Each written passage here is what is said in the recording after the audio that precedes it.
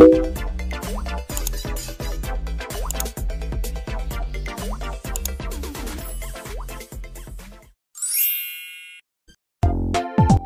perkenalkan nama lengkap saya Estoke Juwita Agam. Saya dari kelas APB NIM 20302038. Terima kasih. Perkenalkan, nama saya Melinda Ginting Suka dengan NPM 20302014 dari kelas Akuntansi Pajak A. Halo, perkenalkan nama saya Indriani Tegunovena Dewi Putrisani dari kelas APB dengan NPM 20302145. Nama saya Juliana Aksilabara Mamade Santos. Saya dari kelas APB NIM 20302155. Perkenalkan, saya Almira Nadisha Imanda Putri dengan NPM 20302136 dari kelas Akuntansi Pajak A. Perkenalkan, nama saya Putri Awalia Mustaba, NPM 20302132 dari kelas Akuntansi Perpajakan B. Terima kasih. Assalamualaikum warahmatullahi wabarakatuh. Perkenalkan, nama saya Muhammad Rizaldin dari kelas APB. Terima kasih. Perkenalkan, nama lengkap saya Selvira Mahedole, NPM 20302165, kelas APB. Nama saya Daniel Pombarto Suitonga, NPM 21302138 dari kelas Akuntansi Pajak B. Perkenalkan, saya Cindy Venia Manihuruk, NPM 20302034, saya dari kelas APA. Terima kasih.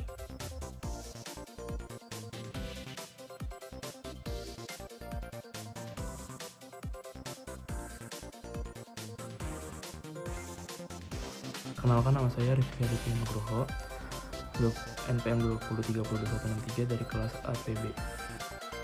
Saya Dina Usafriani, NPM 203026 dari kelas APA. Nama saya Restu Darmajaya Zenrato dengan NPM 20302108, kelas APA 2020.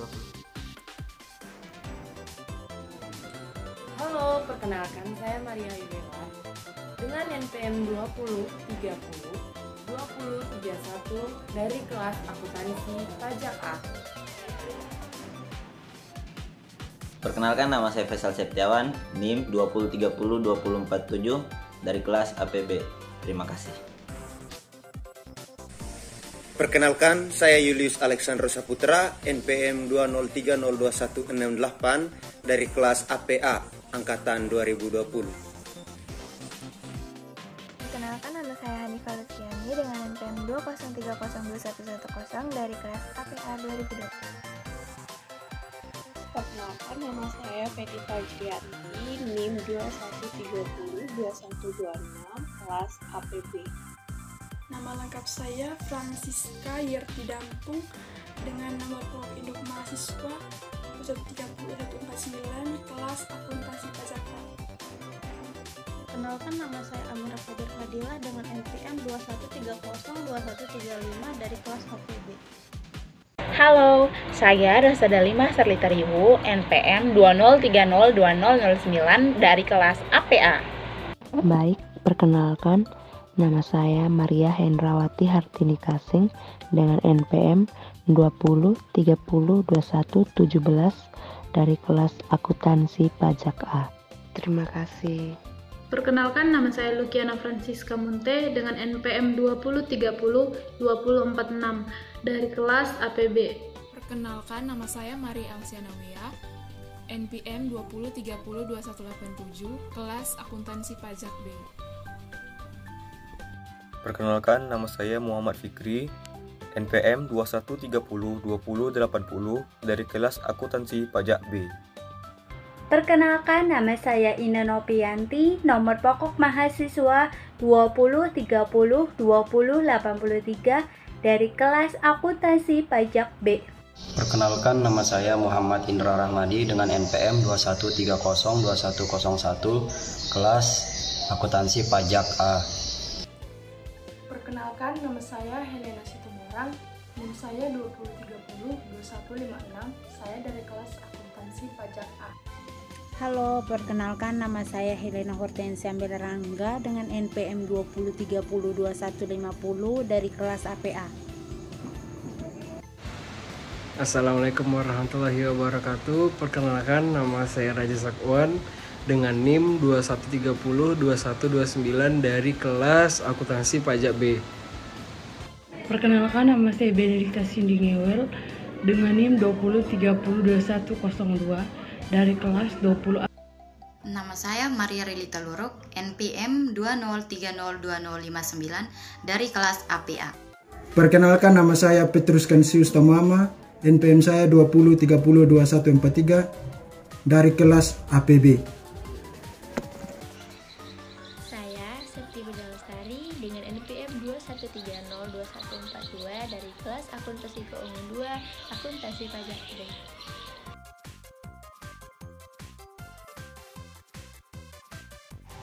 Asal-usul tax haven. Istilah tax haven sering disebut juga tax haven atau surga pajak. Tax haven sebenarnya lebih tepat diterjemahkan suaka pajak, karena merupakan perlindungan dari pengenaan pajak.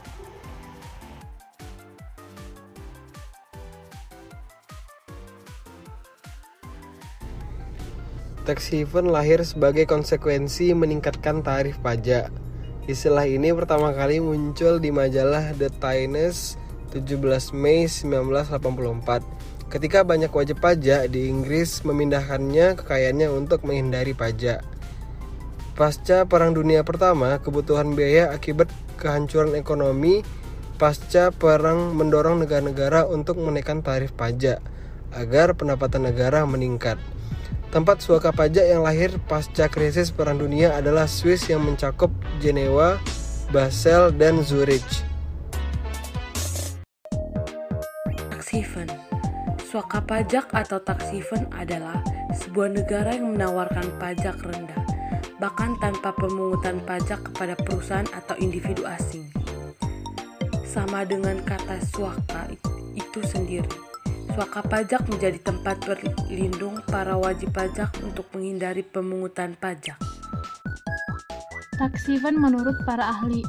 Menurut Spitz di tahun 2001, terminologi tax haven atau pelabuhan pajak mengacu pada yurisdiksi, di mana tidak adanya pajak.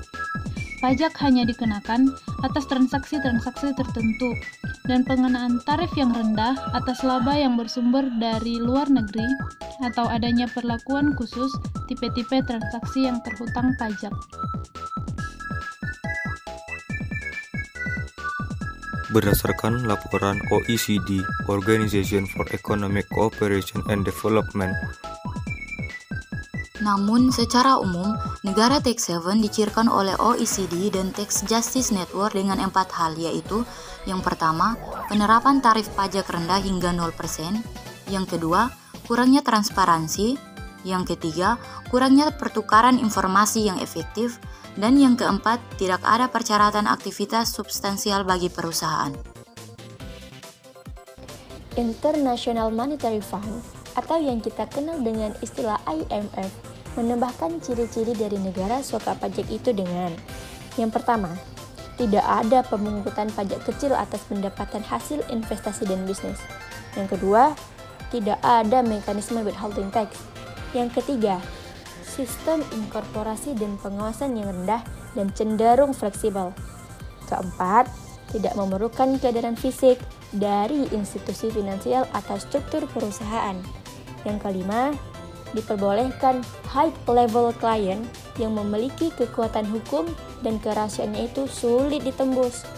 Dan yang terakhir, tidak ada perlakuan insentif yang sama atas subjek pajak dalam negeri. Yang pertama, tidak ada pemungutan pajak kecil atas pendapatan hasil investasi dan bisnis. Yang kedua, tidak ada mekanisme withholding tax. Yang ketiga, sistem inkorporasi dan pengawasan yang rendah dan cenderung fleksibel. Yang keempat, tidak memerlukan kehadiran fisik dari institusi finansial atau struktur perusahaan. Yang kelima, diperbolehkan high level client yang memiliki kekuatan hukum dan kerahasiaannya sulit ditembus. Dan yang terakhir, tidak ada perlakuan insentif yang sama atas subjek pajak dalam negeri. Berdasarkan ciri-ciri tersebut, yang paling umum menggambarkan suaka pajak atau tax haven adalah penerapan tarif pajak rendah hingga 0%. Hal ini dikarenakan ada beberapa negara yang sangat kooperatif memberikan informasi, bahkan sangat transparan terhadap aset-aset perusahaan asing yang ada di negaranya. Di sisi lain, hal ini juga menimbulkan bias dan kerancuan terhadap definisi suaka pajak itu sendiri. Apa saja yang ditawarkan oleh tax haven? Yang pertama, peluang diversifikasi investasi. Yang kedua, strategi menangguhkan beban pajak. Yang ketiga, perlindungan aset yang kuat. Yang keempat, hasil investasi bebas pajak. Yang kelima, imbal hasil yang lebih besar. Yang keenam, mengurangi beban pajak. Yang ketujuh, menghindari restriksi mata uang. Yang kedelapan, peluang mengembangkan bisnis. Motivasi adanya tax haven. 1. Sebagai tempat persembunyian aset ilegal perusahaan. 2. Mempermudah administrasi perusahaan apalagi yang memiliki operasi bisnis mancanegara. 3. Menghindari pengaturan pajak seperti pengurangan dan penaguhan beban pajak atau investasi bebas pajak. Yang keempat, perusahaan bisa melakukan diversifikasi investasi yang cenderung menguntungkan. Yang kelima, mendapatkan keuntungan yang lebih besar karena adanya pengurangan administrasi seperti pajak. Yang keenam, menghindari restriksi mata uang. Yang ketujuh, peluang dalam melakukan ekspansi bisnis. Berikutnya, keuntungan negara suaka pajak. Tax haven merupakan wilayah yang menawarkan pajak rendah atau tidak sama sekali dengan tujuan untuk menarik investor asing. Investor dari luar negeri tersebut dapat tertarik untuk menyimpan dan mengedarkan uangnya ke negara-negara tax haven daripada kehilangan uang karena pajak yang tinggi apabila menyimpan uang tersebut di negara domisilinya. Negara suaka pajak mendapatkan luapan likuiditas yang cukup besar melalui dana kecil dalam jumlah besar dari aset perusahaan yang disimpan di negara tersebut. Bukan hanya itu, faktor-faktor lain seperti sektor pariwisata juga menjadi sumber keuntungan negara suaka pajak. Hal ini karena banyak konglomerat berdatangan ke negara tersebut. Kekurangan negara suaka pajak atau tax haven. Pemanfaatan afiliasi di tax haven dapat merugikan negara dan tax haven karena dapat berisiko mengurangi pendapatan negara.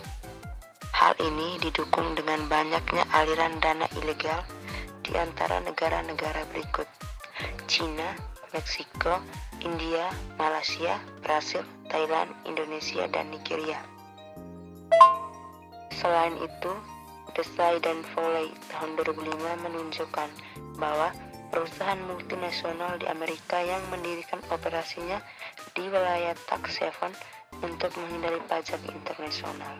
Semakin meningkat tingkat Foreign Direct Investment atau FDI, Research and Development Intensity, dan volume pertumbuhan perdagangan dunia antar afiliasi, maka permintaan untuk mendirikan operasi di wilayah tax haven cenderung meningkat dari waktu ke waktu.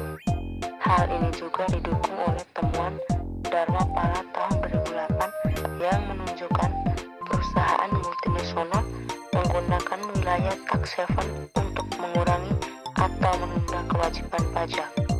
Oleh karena itu, wilayah tax haven dapat dikatakan sebagai cikal bakal terjadinya praktik penghindaran pajak dalam lingkup internasional. Kurniawan 2011. Adanya pro dan kontra terkait pengurangan tax haven ini, maka perlu untuk dilihat apa saja yang dapat mendorong perusahaan dalam memanfaatkan transaksi-transaksi tax haven. Adapun beberapa contoh kasus terkait dengan tax haven itu sendiri, yang pertama adalah Cayman Island. Dalam kasus Paradise Papers, banyak tokoh yang muncul dan diduga memiliki perusahaan cangkang di salah satu negeri tax haven ini. Cayman Island, negara yang terletak di Laut Karibia itu, saat ini menjadi salah satu pusat finansial dunia. Bayangkan, ada lebih dari 600 bank di Cayman Island yang berasal dari 60 negara di dunia. Cayman Island sendiri juga memiliki mata uang sendiri yang dinamakan dengan dolar Cayman atau KYD, yang dimana 1 dolar Cayman setara dengan 1,20 dolar Amerika Serikat. Ya, ada perjanjian khusus antara kedua mata uang ini, yang dimana nilai tukarnya fix dan tidak terpengaruh oleh fluktuasi pasar keuangan. Contoh kasus yang kedua, British Virgin Islands. Menurut data Konsorsium Jurnalis Investigasi Internasional, terdapat 151.588 perusahaan yang berbasis di British Virgin Islands. Negara ini sudah menjadi surga pajak sejak tahun 1976 lewat tangan seorang pengacara bernama Paul Butler. Sampai dengan tahun 2010, International Monetary Funds memperkirakan aset di British Virgin Islands mencapai 600 miliar US dollar. Di negara ini tidak ada pajak yang harus dibayarkan seperti pajak penjualan, pajak warisan, ataupun pajak pendapatan kapital. Lantas, dari mana sumber pajak bagi negara British Virgin Islands? Negara tersebut mendapatkan pemasukan dari pajak tanah dan juga biaya lainnya. Contoh kasus yang ketiga terjadi di Panama, yaitu tentang Panama Papers, di mana skandal ini menyorot beberapa nama pengusaha dunia dan juga pengusaha asal Indonesia yang sempat membuat heboh dunia keuangan. Nah, ini menjadi basis pajak dari 48.000 perusahaan cangkang yang bermula di tahun 1919, di mana perusahaan minyak asal Amerika Serikat mendaftarkan kapalnya untuk menghindari pajak dan regulasi. Ternyata, aksi Amerika Serikat tersebut diikuti dan dikembangkan oleh Panama dan perusahaan lainnya, di mana negara-negara tersebut memotong pajak minimal, regulasi, dan juga persyaratan.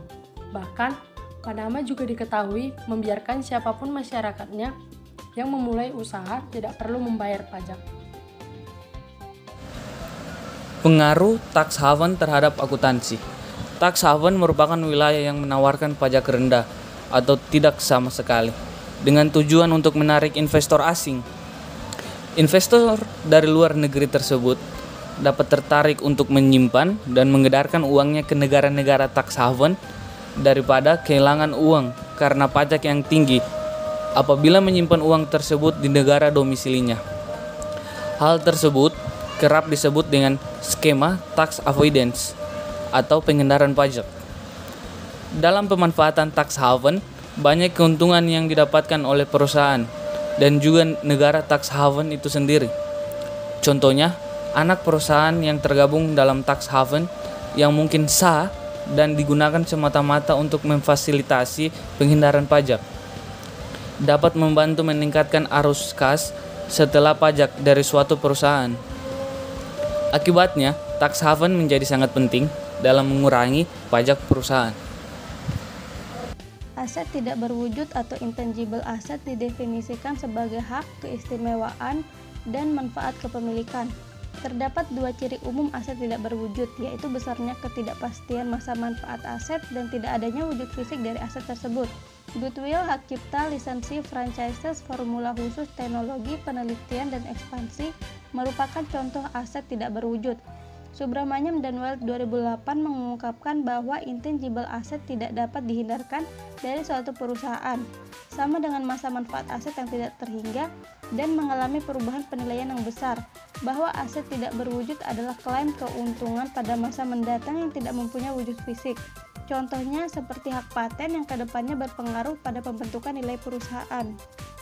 Aset tidak berwujud dapat menyebabkan pengurangan pembayaran pajak. Transfer aset tidak berwujud seperti pengeluaran research and development, kekayaan intelektual dan merek entitas yang berada dalam berbagai variasi yurisdiksi pajak meningkatkan kekhawatiran kepada otoritas pajak global. Gravelle mengungkapkan bahwa sulit untuk menilai aset tidak berwujud dengan harga yang wajar. Selain itu, Department of the Treasury menyatakan bahwa ada risiko erosi pendapatan pajak yang signifikan melalui transfer intangible asset atau aset tidak berwujud antar entitas terkait yang terletak pada yurisdiksi pajak tinggi ke rendah. Hal ini menunjukkan bahwa aset tidak berwujud pada perusahaan afiliasi di tax haven dapat menjadi motif dalam penghindaran pajak. Dalam penelitian oleh Taylor menunjukkan bahwa aset tidak berwujud secara positif terkait dengan pemanfaatan tax haven. Selanjutnya, Noor menyatakan kepemilikan atas aset tetap memiliki pengaruh positif terhadap tax avoidance atau penghindaran pajak. Hal ini menunjukkan bahwa aset tidak berwujud dapat digunakan untuk mengurangi pembayaran pajak yang tinggi, sehingga mengindikasikan bahwa perusahaan afiliasi di tax haven cenderung mendorong perusahaan untuk investasi dalam bentuk aset tidak berwujud dengan tujuan mengurangi pembayaran pajak. Perlukah Indonesia mendirikan tax haven? Penerapan tarif pajak yang berbeda-beda di setiap negara telah mendorong wajib pajak memiliki kecenderungan untuk memarkirkan dananya di negara dengan tarif pajak yang lebih rendah untuk menghindari pajak. Negara-negara tax haven lah yang selama ini menjadi tujuan pelarian dana tersebut. Puncaknya terjadi saat skandal Panama Papers muncul ke publik dunia beberapa bulan silam. Kasus ini mengungkapkan kebocoran data milik firma Mossack Fonseca yang bermarkas di Panama. Dari 11,5 juta dokumen yang bocor tersebut, terungkap bahwa sejumlah perusahaan offshore yang berada di negara-negara tax haven telah membantu ribuan pengusaha, politisi, selebriti, serta bintang olahraga di dunia untuk menghindari pajak. Untuk mencegah pelarian dana ke negara-negara tax haven tersebut, pada tahun 2016, pemerintah Indonesia mulai mewacanakan pembentukan area onshore financial center yang pro terhadap sektor bisnis dengan memberlakukan tarif pajak yang sangat rendah. Selanjutnya, wacana kebijakan ini muncul karena adanya penilaian bahwa selama ini banyak pengusaha Indonesia yang telah menjalankan aktivitas usahanya di luar negeri seperti Amerika Serikat, Asia, dan Eropa. Namun, basis usahanya cenderung ditempatkan di negara-negara tax haven. Namun, pemerintah tak bisa menerapkan pusat suaka pajak di Jakarta karena pemasukan pajak berpotensi bercampur dengan pajak lain. Menteri Perencanaan Pembangunan Nasional Sofyan Djalil yang menjabat pada tahun 2016 menanggapi rencana pemerintah membuat wilayah suaka pajak. Menurut dia, hal itu semakin tak relevan dan di masa mendatang. Pasalnya, hal ini berkaitan dengan implementasi perjanjian pertukaran informasi antar negara atau Automatic Exchange of Information